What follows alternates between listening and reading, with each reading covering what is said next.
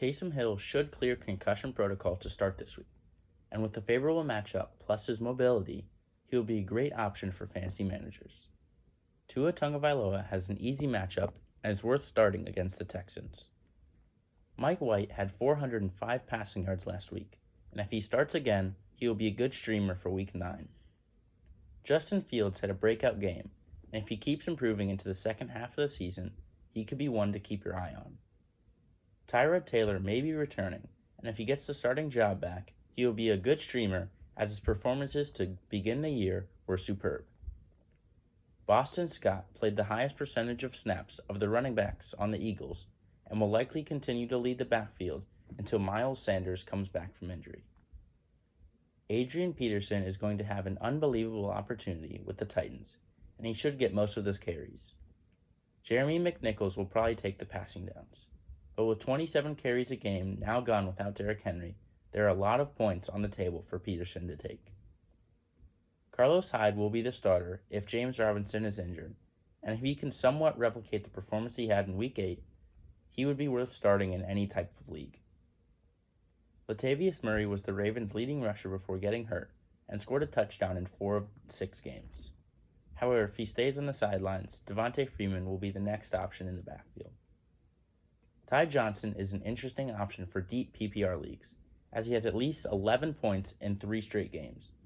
He can also be picked up as a long shot if Michael Carter gets hurt.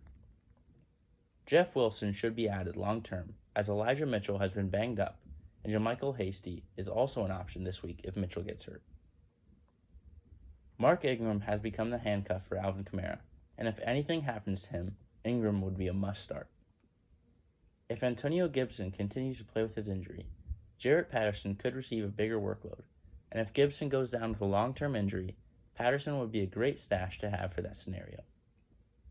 With Clyde Edwards-Helaire still out, Derek Gore will continue to get work alongside Darrell Williams, making Gore worth adding in deeper leagues.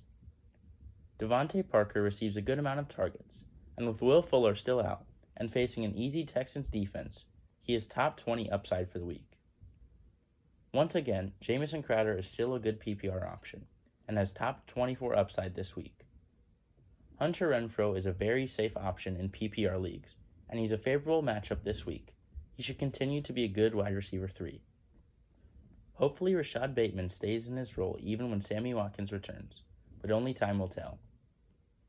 Van Jefferson is a good handcuff if anything happens to the Rams starting receivers, and he should continue to be the wide receiver 3 in a good offense going forward.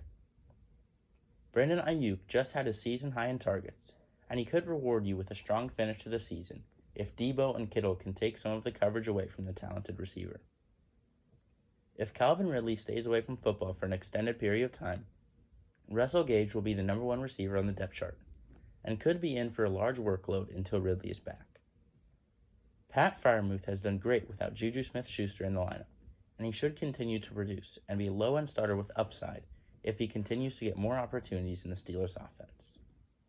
Dan Arnold has had some pretty good games with his new team, and Trevor Lawrence will continue to count on him.